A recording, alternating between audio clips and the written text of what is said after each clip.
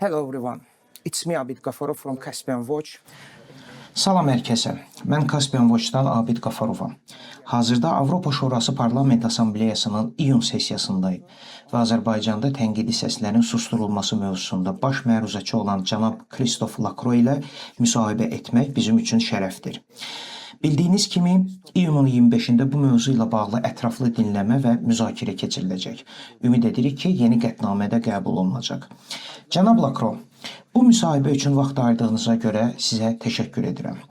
Azərbaycanda insan hüquqları müdafiəçilərinin, jurnalistlərin və media azadlığının müdafiəsi istiqamətində gördüyünüz mühüm işə görə sizə və komandanıza xüsusi minnətdarlığımı bildirirəm. İlk sualım belədir. Hazırki məruzənin institusional başlanğıc nöqtəsi jurnalistlərin və insan hüquqları müdafiəçilərinin təhlükəsizliyi ilə bağlı 2022-ci il təşəbbüsünə gedib çıxır. 2022-ci ilin oktyabrında başqa bir uydurma böhtan ittihamları ilə mənim də həbsim daxil olmaqla bir neçə jurnalistin adını özündə əks etdirən qətnamə qəbul edildi. 2026-cı ildən geriyə baxanda sizcə Azərbaycan hakimiyyətinin repressiya modeli necə dəyişib? Bu model fərdi təqiblərdən tənqidi səslərin susturulmasına yönəlmiş sistemli siyasətə mi çevrilib? Cənab Qafarov, haqlısınız. Siz 2022-ci ildən bəri dəyişən və daha da pisləşən bir vəziyyətdən danışırsınız. 2026-cı ildə bu vəziyyət daha sərt, daha zoraki çalarlar alıb. Amma Prezident Əliyevin, onun hökumətinin və rejiminin sistemli repressiya xətti əslində 2014-cü ildən başlayır. Yəni bu proses daha qədimdir. Burada söhbət sadəcə ayrı-ayrı edamlardan, yaxud təsadüfi və özbaşına həbslərdən getmir. Söhbət Azərbaycanda rejimi tənqid edən bütün səsləri susturmağa yönəlmiş totalitar və avtoritar sistemdən gedir. Üstəlik bu tənqidlər tamamilə əsaslı səbəblərə söykənir. Bu rejim təkcə öz siyasətinə qarşı çıxan səsləri susturmur, həm də demokratiyanı öldürür. Keçmiş Rusiya imperiyasından, Sovet Sosialist Respublikaları ittifaqından çıxmış bir ölkədə bunu görmək çox kədərlidir. Kommunist rejimindən sonra xalq Avropa və Qərb tipli demokratiyaya ümid etmək hüququna malik idi. Amma təəssüf ki, yenidən ağır bir baskı mühiti yaradılıb. Sizin ölkənizdə baş verənlər həqiqətən də dəhşətlidir. Təşəkkür edirəm. Bir daha komandanıza hazırladığınız ətraflı məruzəyə görə minnətdarlığımı bildirmək istəyirəm. Məruzəniz göstərir ki, təkcə jurnalistlər deyil, insan hüquqları müdafiəçiləri, seçki müşahidəçiləri, müxalifət nümayəndələri, akademiklər və bütöv müstəqil media komandaları eyni repressiv mexanizmlərlə hədəf alınır. Siz bu mənzərəni necə qiymətləndirirsiniz? Bu yalnız insan hüquqları böhranıdır, yoxsa Azərbaycanda demokratik cəmiyyətin son qalıqlarının da dağıdılması prosesidir? Bu həqiqətən də ağır və acı bir mənzərədir. Bugün demək olar ki, Azərbaycanda yerli səviyyədə müstəqil media artıq mövcud deyil. Əgər varsa da, ya gizlənməyə məcburdur, ya da sizin kimi xaricə sığınıb. Amma xaricdə olarkən də sizə, ailənizə və yaxınlarınıza qarşı təhdidlər ola bilir. Hazırda Azərbaycanda 36 jurnalist həbsdədir. Onlar dəhşətli şəraitdə saxlanılır. Onlara qarşı saxta sübutlar, korrupsiya iddiaları, xarici təsir ittihamları və digər tamamilə əsassız ittihamlar irəli sürülür. Azərbaycan jurnalistlərinin həbsi baxımından ən repressiv ölkələrdən biri kimi qiymətləndirilir. Amma dediyiniz kimi, məsələ yalnız jurnalistlərlə məhdudlaşmır. Bu, bütün vətəndaş cəmiyyətinə aiddir. Hətta universitet tədqiqatçıları da hədəf alınır. Əslində azad danışmağa qərar verən hər kəs həbs olunur. Onlar üçün saxta məhkəmələr, saxta prosedurlar, saxta əsaslar uydurulur.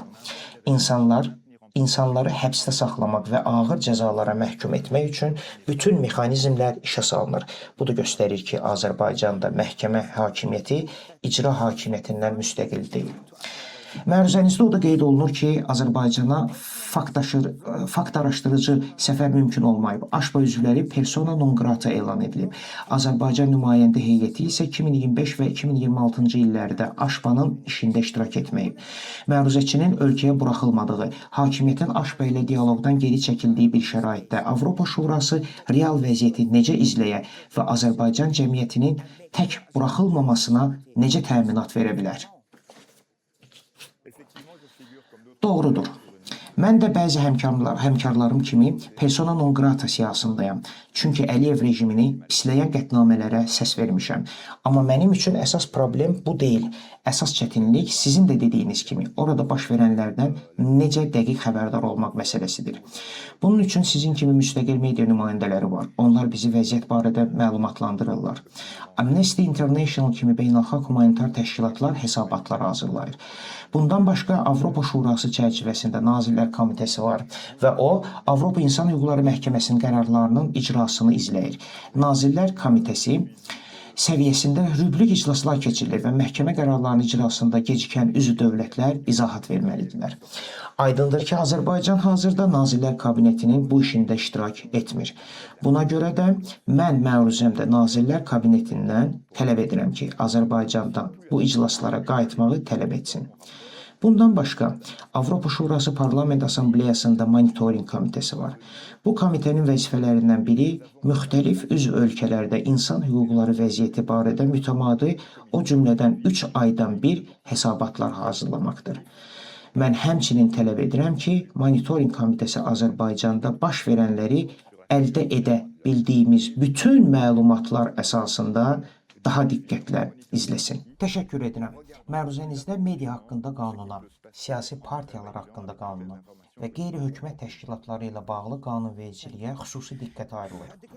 Praktikada bu qanunlar müstəqil medianı, vətəndaş cəmiyyətini və siyasi pluralizmi məhdudlaşdırır. Sizcə Azərbaycan hakimiyyəti artıq repressiyanı yalnız polis və məhkəmələr vasitəsilə deyil, həm də qanunun özünü avtoritar nəzarət alətinə çevirməkləmi həyata keçirir? Bəli, şübhəsiz, tamamilə belədir. Parlament Prezident Əliyevin nəzarəti altındadır. Hökumət də, əlbəttə, onun nəzarətindədir. Məhkəmə sistemi də eyni vəziyyətdədir. Hakimiyyət məhkəmələri yönləndirmək üçün parlament vasitəsilə fikir azadlığını və siyasi azadlıqları boğan qanunlar qəbul edir. Xaricdən maliyyələşən siyasi partiyalar qadağan edilir, siyasi azadlığın istənilən formasını məhdudlaşdıran qanunlar qəbul olunur və bütün bunlar anti-Azərbaycan təbliğatı kimi təqdim edilir. Bu həqiqətən də böyük problemdir və mən məruzəmdə bunu göstərirəm. Prezident Əliyev hökumət, məhkəmə və qanunvericilik səviyyəsində elə bir sistem qurub ki, fərqli fikrin ifadəsi üçün bütün imkanlar bağlanır. Mənim üçün bu, yalnız avtoritar dövlət anlayışı deyil. Burada artıq totalitar dövlət modelindən söhbət gedir. Təşəkkür edirəm. Məruzəniz faktlarla çox zəngindir və buna görə də suallarımda məruzə istinad etməyi üstün tuturam. 5-ci sualım belədir. Məruzədə həbsdə olan qadın jurnalistlərə qarşı seksual zorakılıqla hədələmə və alçaldıcı rəftar iddiaları ciddi narahatlıq kimi qeyd olunur. Bu iddialar ayrı-ayrı məmurların təsadüfi qanunsuz davranışı kimi görünmür. Onlar cəzaçəkmə sistemində cəzasızlıq mühitinə və qorxu siyasətinə işarə edir. AŞV bu məsələdə hansı konkret addımları tələb etməlidir? CPT hesabatlarının dərcini, beynəlxalq monitorinqin davam etdirilməsini, yoxsa məsul şəxslərin fərdi məsuliyyətə cəlb olunmasını? Məncə burada da insan hüquqlarına hörmət baxımından çox ciddi problem var. Həbsxanalarda geniş yayılmış zorakılıq, tamamilə qeyri-insani rəftar halları mövcuddur. İşgəncələrin qarşısının alınması üzrə komitənin CPT-nin hesabatları dərc edilməlidir. Bu məsələnin beynəlxalq səviyyədə araşdırılması və izlənilməsi davam etməlidir. Sanksiyalara gəldikdə, mən bu barədə qəti qərar verə bilmərəm. Çünki fərdi sanksiyaları Avropa Şurası Parlament Assambleyası tətbiq edə bilməz. Amma bu məsələ şübhəsiz ki, Nazirlər Komitəsi tərəfindən araşdırılmalıdır. Üzv dövlətlər isə fərdi qaydada belə addımları nəzərdən keçirdə bilərlər. Mən özüm də hökumətimə, Prezident Əliyev rejiminə, Azərbaycanda törədilən sui-istifadələrə, pozuntulara və cinayətlərə görə məsul olan şəxslərə qarşı mümkün sanksiyalar barədə sual ünvanlamışam. Hesab edirəm ki, bu milli hökumətlərimizin, eləcə də Avropa İttifaqının məsuliyyətidir. Rejimi dəyişməyə məcbur etmək üçün mərhələli sanksiyalar paketini nəzərdən keçirməlidirlər. Beynəlxalq səviyyədə görürük ki, rəsmi şəxslərə və konkret şəxslərə qarşı sanksiyalar və ya digər konkret tədbirlər tətbiq edilmədikdə vəziyyət ya çox yavaş-yavaş dəyişir, ya da ümumiyyətlə dəyişmir. Bunu Qəzzadakı soyqırım kontekstində Bunu Qəzzadakı soyqırım kontekstində, İsrail nümunəsində də Putin rejimi ilə bağlı da gördük. Buna görə də bu məsələ ciddi şəkildə araşdırılmalıdır. Məruzəniz göstərir ki, Abzas Media, Toplum TV, Meydan TV, Hürriyyət TV, Kanal 11, Kanal 13, Hürriyyət TV və digər müstəqil media qurumlarında qarşı eyni ittiham modeli tətbiq olunub. Ülvi Həsənlinin işi xüsusilə narahat edicidir. O daha əvvəl Aşpa Komitəsində ifadə vermişdi, sonra isə ağır cəzaya məhkum edildi. Siz bunu beynəlxalq təşkilatlarla əməkdaşlığa görə qisas, yəni cəza kimi qiymətləndirirsinizmi?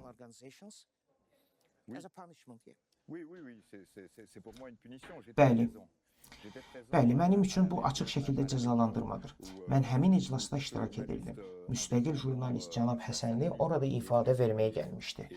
Bu həm təsirli idi, həm də onun nə qədər böyük risk aldığını göstərirdi.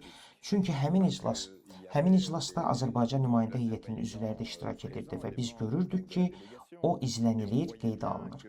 Təəssüf ki, Parlament Assambleyası və beynəlxalq təşkilatlar burada ifadə verməyə dəvət olunan şəxsləri beynəlxalq müdafiə mexanizmi ilə təmin edə bilmirlər. O, faktlarla danışdı, məlumatlar təqdim etdi, sonra həbs olundu. Onunla birlikdə olan başqa şəxslər də həbs edildi. Bu, Parlament Assambleyasının qarşılaşdığı çətinliklərdən biridir. Assambleya müxtəlif ölkələrin nümayəndə heyətlərindən ibarətdir.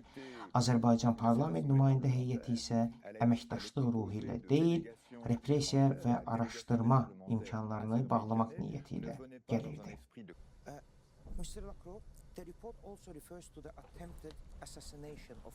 Cənab Lakro, məruzədə Məhəmməd Mirzəliyə qarşı sui-qəsd cəhdinə də istinad var. Bu isə jurnalistlər, blogerlər və vətəndaş fəalları üçün yeni təhlükə olan transmilli repressiya məsələsidir. Fransada Vidadi İskəndərlinin öldürülməsi və xaricdə yaşayan Azərbaycanlı tənqidçilərə qarşı təzyiqlər göstərir ki, Azərbaycan hakimiyyəti tənqidçiləri təkcə ölkə daxilində deyil, Avropada da hədəf alır. Avropa Şurasına üzv dövlətlər bu insanları qorumaq üçün nə etməlidir? Sığınacaq prosedurlarını sürətləndirməli, siyasi motivli ekstradisiyaları rədd etməli, yoxsa təhlükəsizlik mexanizmlərini gücləndirməlidirlər?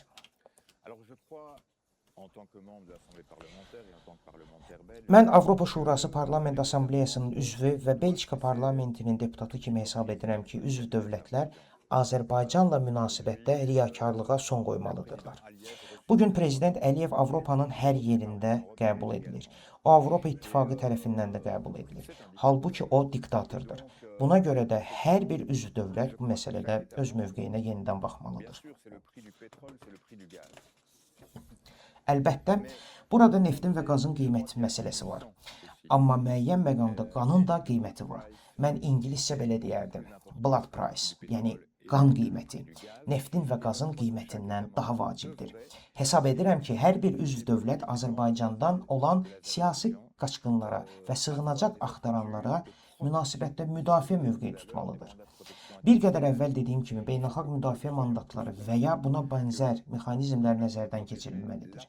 Bizim hamımız anlamalıyıq ki, Azərbaycan xalqını, xüsusilə də Azərbaycanın tənqidi səslərini qorumaq borcumuzdur. Bəzən rejimlərlə bağlı problemləri başqa yerlərdə də görmüşük. Azərbaycan hökuməti indi deyəcəyim sözlərdən xoşlanmaya bilər. Amma bu cür hökumətlər bəzən Suriyada və Liviyada gördüyümüz diktatorlar rejimlərlə müqayisə oluna bilər. Belə rejimlərə qarşı müəyyən mərhələdə sanksiyalar tətbiq olunub. Əlbəttə, danışıqlar aparmaq lazımdır, danışıqlar həmişə mümkündür. Amma eyni zamanda sanksiyalar da ola bilər və ən əsası, ölkəmizə sığınan dissident səslər qorunmalıdır. Məncə bu təcili şəkildə edilməlidir. Bu hər bir üzv dövlətin siyasi iradəsindən asılıdır. Əsas məsələ isə bu riyakarlıqdan çıxmaqdır. Aşpa uzun illərdir ki, Azərbaycan hakimiyyətinə çağırılışlar edir. Amma məruzəniz də göstərir ki, bu çağırışlar Bakının davranışında ciddi dəyişiklik yaratmayıb. Sizcə artıq hədəfli fərdi sanksiyalar zəruridirmi? Məsələn, hakimlərə, prokurorlara, penitensiar sistem və təhlükəsizlik orqanlarının rəsmilərinə qarşı viza qadağaları və aktivlərin dondurulması kimi tədbirlər. Belə addımlar rejimə real təzyiq yarada bilərmi? Məncə bəli. Amma bu Avropa Şurası Parlament Assambleyasından deyil, daha çox dediyim kimi üzv dövlətlərdən və onların siyasi iradəsindən asılıdır. Bununla belə Avropa Şurasının Nazirlər Komitesi Azərbaycanla bağlı yaranmış çətinlikləri bütün üzv dövlətlərin diqqətinə çatdırmaqla aparıcı rol oynamalıdır.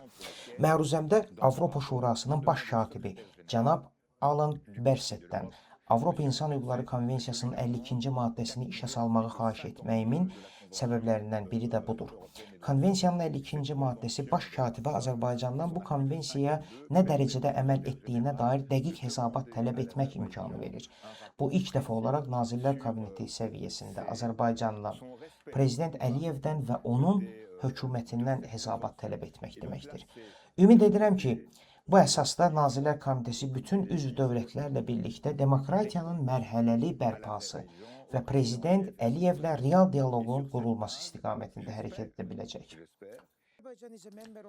Azərbaycan Avropa Şurasının üzvüdür, amma Aşbay nümayəndə heyəti göndərmir. Avropa İnsan Hüquqları Məhkəməsinin qərarlarının icrasında ciddi problemlər var. Bunu siz də bir qədər əvvəl qeyd etdiniz. İnsan hüquqları vəziyyəti isə daha da pisləşir. Bu şəraitdə Azərbaycanın Avropa Şurasındakı gələcəyini necə görürsünüz? Aşba öz qırmızı xətlərini harada çəkməlidir? Hazırda Azərbaycanın Avropa Şurası daxilində gələcəyini görmək çətindir. Bugün Azərbaycanın Aşbadakı nümayəndə heyəti iştirak etmir. Çünki onlar öz mandatlarını təqdim etmirlər. Bu isə o deməkdir ki, biz onların burada qəbul edilib-edilməməsi barədə qərar verə bilmirik. Bu vəziyyət onlara öhdəliklərini yerinə yetirməmək imkanı verir. Məsələn, onlar Avropa İnsan Hüquqları Məhkəməsinin qərarlarına əməl etmək istəmir. Həmçinin bu məhkəməyə yeni hakim təyin etmək istəmirlər. Digər tərəfdən Azərbaycan Nazirlər Komitesinin üzvü olaraq qalır. Burada ciddi bir ikimənalılıq var. Mən parlamentari kimi bunu başa düşmürəm. Burada məruzəçi kimi yox, siyasi baxımdan deputat kimi danışıram. Mən anlamıram ki, necə olur. Bir dövlət Avropa Şurasının yarımçıq üzvü kimi qala bilir. Nazirlər Kabinetində işini davam etdirir, özü də bütün məsələlərdə yox. Amma Avropa Şurası Parlament Assambleyasına aid olmur. Dialoqu yenidən qidalandırmaq, yenidən qurmaq lazımdır. Amma Azərbaycan Aşbaya Assambleyanın müəyyən etdiyi sərt şərtlərlə qayıtmalıdır. Azərbaycan burada oturmaq üçün sazişlər imzalayıbsa, Avropa Şurasının tələb etdiyi bütün şərtləri qəbul etməlidir. Bu yalnız imza və sənəd məsələsi deyil. Bu nümayəndə heyətlərinin Avropa Şurası institutları daxilində öz məsuliyyətlərini icra edərkən daim nümayiş etdirməli olduqları praktik davranışdır. Mənim üçün bu açıq qırmızı xəttdir. Azərbaycan özü mərhələli şəkildə məhbusları azad etməyə, siyasi qanunları, fikri boğan repressiv qanunları ləğv etməyə, işgəncə ilə bağlı bildiyimiz bütün halları dayandırmağa razı olmadıqca onu yenidən tam şəkildə assambleyaya qaytarmaqdan söhbət gedə bilməz. Bütün bunlar dayanmalıdır. Yalnız Prezident Əliyev rejimi xoş niyyət əlamətləri göstərdiyi halda biz düzgün və səmərəli əməkdaşlıq edə bilərik. Bu məruzə yalnız hakimiyyətə ünvanlanmış sənəd deyil, həm də Azərbaycan cəmiyyətinə müraciətdir. Jurnalistlər, insan hüquqları müdafiəçiləri, siyasi məhbus ailələri və demokratik qüvvələr ağır təzyiq altındadır. Azərbaycan xalqına mesajımız nə olardı? Qorxunun normaya çevrildiyi bir ölkədə insanlar insan ləyaqətini, söz azadlığını və demokratiyaya ümidi necə qoruya bilərlər? Əvvəlcə totalitar rejim altında yaşamağa davam edən, eyni zamanda ləyaqətlə yaşamağa çalışan Azərbaycan xalqına heyranlığımı ifadə etmək istəyirəm. Bəzən insanlar bunun üçün həyatlarını, azadlıqlarını riskə atırlar və biz bunu görmüşük. Azərbaycanda azadlıq uğrunda mübarizə aparmış, artıq aramızda olmayan bütün qadın və kişilərin xatirəsi qarşısında ehtiramımı bildirirəm. Mübarizəni birbaşa və ya dolayı şəkildə Azərbaycanın içindən və ya xaricdən davam etdirən hər kəsi ruhlandırmaq istəyirəm. Onlara demək istəyirəm ki, mənim məruzəmdə bir dəstək tapacaqlar. Bu dəstək əlbəttə mənəvi dəstəkdir, amma eyni zamanda siyasi dəstəkdir. Onların mübarizəsi Azərbaycanda susturulsa belə burada izah edilir. Assambleyada səsləndiriləcək, müzakirə olunacaq, dərc ediləcək və rəsmi sənəd kimi qalacaq. Prezident Əliyevin rejimi artıq bütün bunların uydurma olduğunu deyə bilməyəcək. Mübarizəni davam etdirin. Özünüzə və ailələrinizə çox diqqətli olun. Amma Avropa Şurasına üzv dövlətlər sizin arxanızda dayanmalıdır. Mən sizin arxanızdayam və imkanlarımın məhdud olmasına baxmayaraq gücüm çatdığı qədər sizə, ailələrinizə və sevdiyiniz insanlara daha sakit, daha dinç bir gələcək gətirmək üçün sizi sona dək müşahidə edəcəyim. Vaxtımız qaldığı üçün icazənizlə daha 2 sual vermək istəyirəm. Çox sağ olun, cənab Lakro. Bildiyimiz kimi, Rusiya keçmiş SSR ölkələrinə təsir göstərir. Məsələn, mən ATƏT tədbirində olanda gördüm ki, bəzi keçmiş SSR ölkələri, məsələn Gürcüstanda, demokratik qanun yaradıcılığına Rusiya müdaxiləsi mövzusunda yan tədbirlər keçirirlər. Sizcə, media haqqında yeni qanun, siyasi partiyalar haqqında yeni qanun kimi sənədlər Rusiyada və Gürcüstanda görülən işlərə bənzəyir və indi Azərbaycana mı transfer olunur? Azərbaycan, Gürcüstan və digər keçmiş SSR ölkələri Rusiyanın daxili demokratik qanunvericilik proseslərimizə müdaxiləsinin qarşısını necə ala bilər? Avropa Birliyi bunun qarşısını almaqda bizə necə kömək edə bilər? Mən sizə belə deyərdim. Əgər Gürcüstan və Azərbaycan demokratiya olsaydı, Vladimir Putinin və onun rejiminin birbaşa və ya dolayı şəkildə tətbiq etdiyi təbliğata, tədbirlərə və qanunlara müqavimət göstərə bilərdilər.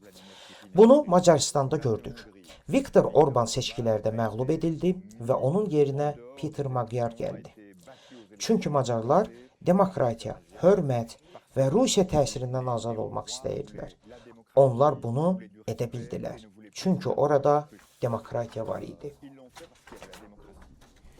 Buna görə də biz Avropa İttifaqı və Avropa Şurasına üzv dövlətlər səviyyəsində 2 istiqamətdə hərəkət etməliyik. Birincisi, Gürcüstan və Azərbaycan rejimlərini mümkün qədər real və tam demokratiyanı bərpa etməyə məcbur etməliyik. Xalqın həqiqətən söz haqqı olsun. İkinci, Avropa İttifaqı səviyyəsində Vladimir Putin rejiminə və oliqarxlara qarşı sanksiyaları davam etdirməliyik. Biz Ukrayna xalqının yanındayıq. Yeni şəkildə Gürcüstan və Azərbaycan xalqlarının, həmçinin Rusiya təzyiq və müdaxiləsi ilə üzləşən digər xalqların yanında da olmalıyıq. Serbiyanı da düşünürəm. Orada da problemlər var. Buna görə də çox ayıq-sayıq olmalı və diplomatik, siyasi və iqtisadi sanksiyalarla qətiyyətli şəkildə hərəkət etməliyik. Tamamilə doğrudur. Siz demokratiya və qaz məsələsinə toxundunuz. Bu müsahibənin bəlkə də ən mühüm sualını vermək istəyirəm. Biz tez-tez eşidirik ki, Əliyev demokratiyanı qazla dəyişir və görünür Avropa cəmiyyəti və təşkilatları da bu alış-verişdən razıdır. Sizcə Avropa diktatorların bu qaz müqabilində demokratiya ticarətinə göz yummasını necə dayandıracaq? Bu neft və qaz sahibi olan, amma bu sərvətlərin faydasından yararlana bilməyən xalqlar üçün həyati məsələdir. Avropanın demokratiya qazla dəyişdirilə bilməz deməsini nə zaman gözləməliyik? Mən bu məsələdə sərt mövqeyinin tərəfdarıyam. Düşünürəm ki, Avropanın Rusiyadan qaz və neft almaması, normalda almaması. Çünki hələ də paralel kanallar, məsələn, Azərbaycan kanalı kimi yollar qalır. Bizi dəyərlərimizə hörmət məsələsindən azad etmir. Avropa İttifaqı, Avropa Şurası Parlament Assambleyası və Avropa Şurası 2-ci Dünya müharibəsindən sonra bu ideya üzərində qurulub. Biz demokratiya istəyirik, ədalət istəyirik, sosial, siyasi və iqtisadi azadlıq istəyirik. Bugün əgər biz Prezident Əliyev rejimi kimi diktatorial rejimlə qaz və neft kimi enerji resursları üçün danışıqlar aparmalıyıqsa, məncə siyasi şərtlər irəli sürmək cəsarətimiz olmalıdır. Yəni, bəli, siz bizə qaz və neft verirsiniz. Biz buna ehtiyac duyuruq və bunu sizdən istəyirik. Amma siz də digər tərəfdən siyasi islahatlara başlamağı, azadlıqları yaxşılaşdırmağı, jurnalistlərin azadlığını, siyasi azadlığı, medianın müstəqilliyini, məhkəmələrin müstəqilliyini təmin etməyə öhdənizə götürməlisiniz. Məncə, kommersiya sazişi yalnız siyasi və humanitar tədbirlərlə şərtləndirildiyi halda məna kəsb edə bilərdi. Bu mövzuda Avropa İttifaqı daxilində çox böyük riyakarlıq olduğunu düşünürəm. Bir sosialist və insan hüquqları müdafiəçisi kimi məni xüsusilə narahat edən odur ki, Prezident Əliyevi qəbul etmək üçün qırmızı xalçalar sərilir. Bakıda rejimə beynəlxalq vitrin qazandıran tədbirlər təşkil olunur. Bu bir məqam gəlir ki, bunu dayandırmaq lazımdır. Çünki bu tamamilə ləyaqətsiz, tamamilə qəbul edilməz görünür. Ümid edirəm ki, Avropa İttifaqı üzv dövlətlərinin hökumətləri, xanım Kallas, xanım von der Leyen mənim məruzəmi oxuyacaq və başa düşəcəklər ki, Avropanın iqtisadi maraqları var, amma Avropanın siyasi marağı Əliyev rejimi tipli diktatorları gözləri tamamilə bağlayaraq əməkdaşlıq etməkdən ibarət olmamalıdır. Cənab Lacroix, sabah təqdim ediləcək bu dəyərli məruzənin hazırlanmasına vaxt və əmək sərf etdiyinizə görə sizə və bütün komandanıza bir daha təşəkkür edirəm. Sizi və komandanızı təbrik edirəm. Azərbaycanda media azadlığının, söz azadlığının və insan hüquqlarının müdafiəsi istiqamətində göstərdiyiniz böyük səylərə görə çox sağ olun. Sizə gələcək fəaliyyətlərinizdə uğurlar arzulayıram. Ümid edirəm və əminəm ki, Azərbaycanda baş verənlərlə bağlı dəyərli hesabat və məlumatların təqdim edilməsi baxımından sizinlə əməkdaşlığımız davam edəcək. Bir daha təşəkkür edirəm. Thank you.